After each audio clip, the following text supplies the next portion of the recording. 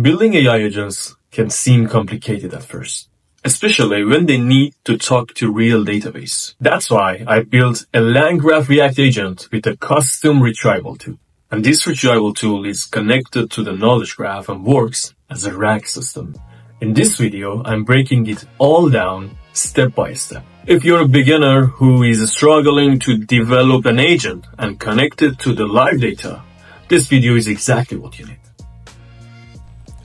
So in this project, user asks a query from LLM. And based on that query, LLM decide which tools should be called, and tool response will return to the LLM. Finally, LLM generate a structured response based on the tool response. When you are developing an agent for production and you are making it public, you want to control the final response. So you define a structure for final response. For example, in this project, you're going to see that we define for the LLM that your final response should be only in 300 characters. However, based on your project scope, you can add more filters. Config folder is for the connection to the knowledge graph and LLM. We have a graph folder for all LangGraphs file that we need. For example, nodes, tools, prompts, and we have one last folder named knowledge graph that we define our retriever. For our config file, we have an LLM configuration, and we have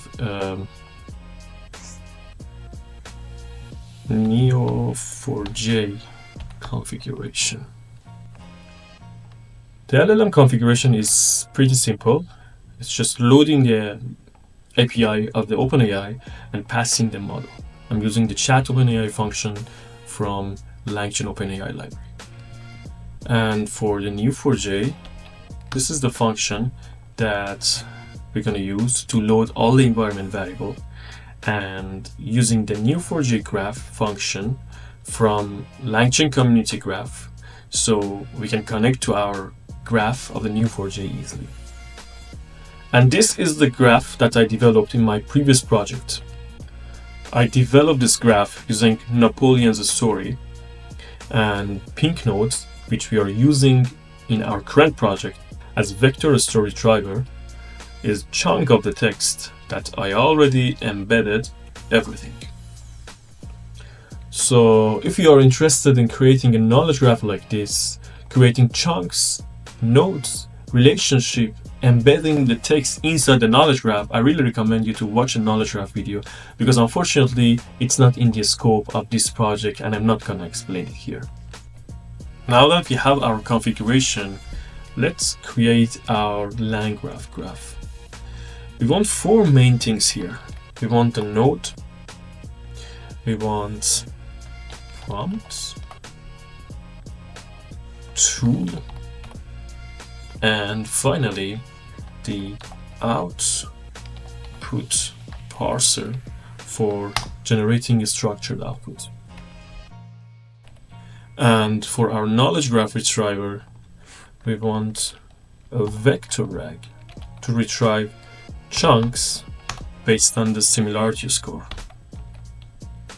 And this is the function that we are retrieving our information after passing all the necessary information through the vector store and finding the existing nodes or chunks inside it. We return the top K based on the question that we enter. Now that we have our vector RAG function, we can define our tools.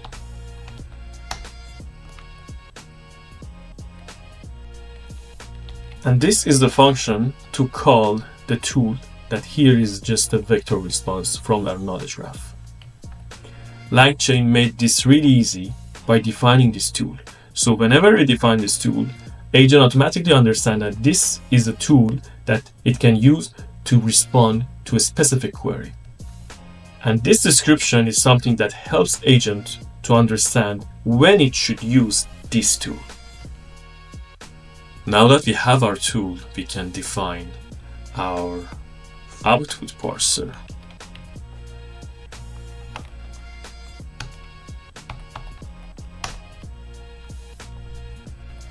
Output parser is a class that we define it using Pydantic library.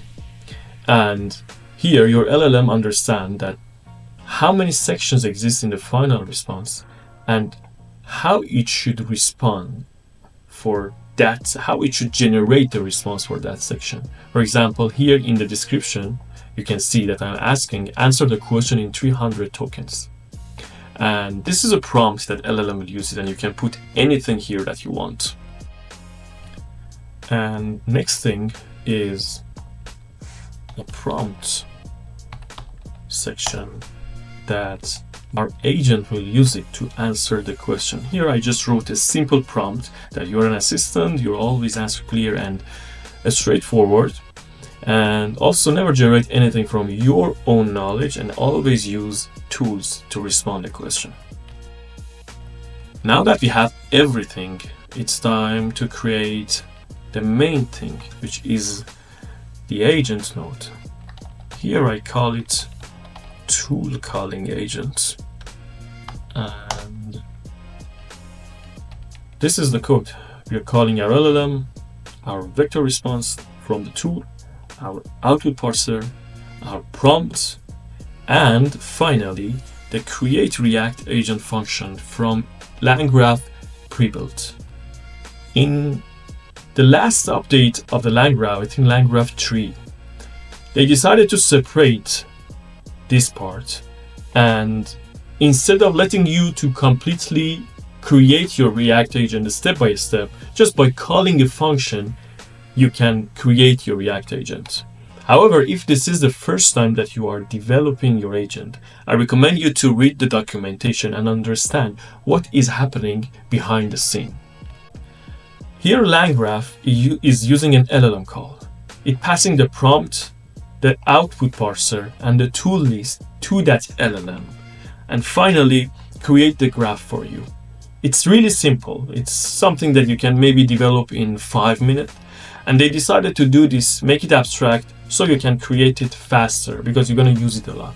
However, if you want to understand what's happening in it, you really need to build it one time from scratch. So next time is much more clear that how you can customize this process by yourself. Now we have everything, and let's run our agents.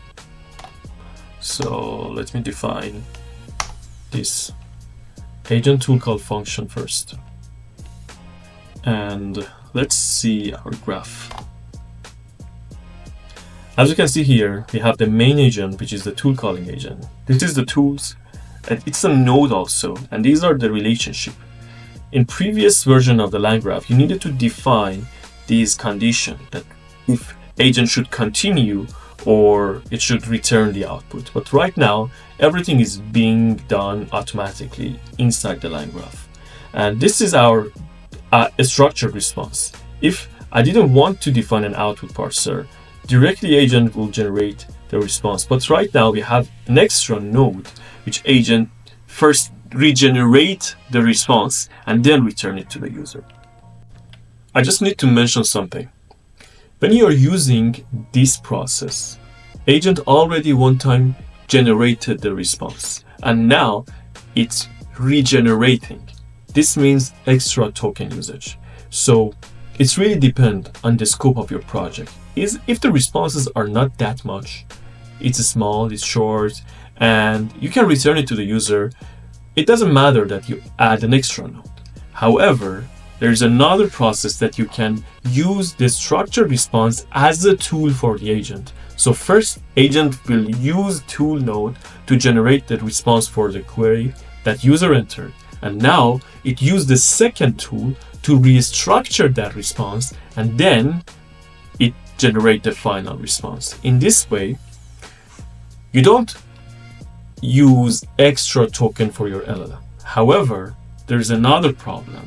When there are multiple tools and agent need to restructure the response using the tool, it takes more time and it increases the time that user is waiting for the final response. So let's continue our code. Here we define the function that is stream everything inside the agent to understand what's happening at each step. This is the input function that we are generating our final response. The question is that who killed Napoleon? And as you can see here, this is the human message that we just asked our question. This is the AI message that understood it should use a tool call, passing this question, and this is the tool function it's using to answer that question. The tool message is the response from the knowledge graph, the chunks that are being returned through the knowledge graph. This is the first time that AI generated a response for that question, and this is a structured response that AI regenerated another response for that question. And as you can see, it's shorter. And this is our structured response. However, if we want to increase the token, like maybe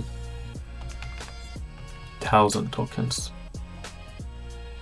then let's restart our kernel and run the agent again so you can see that the final response will change.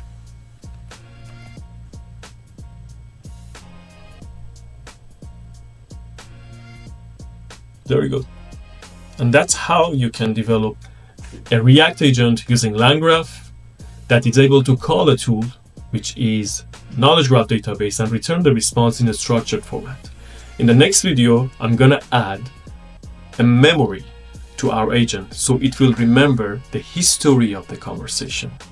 Thank you for watching this video and see you in the next one.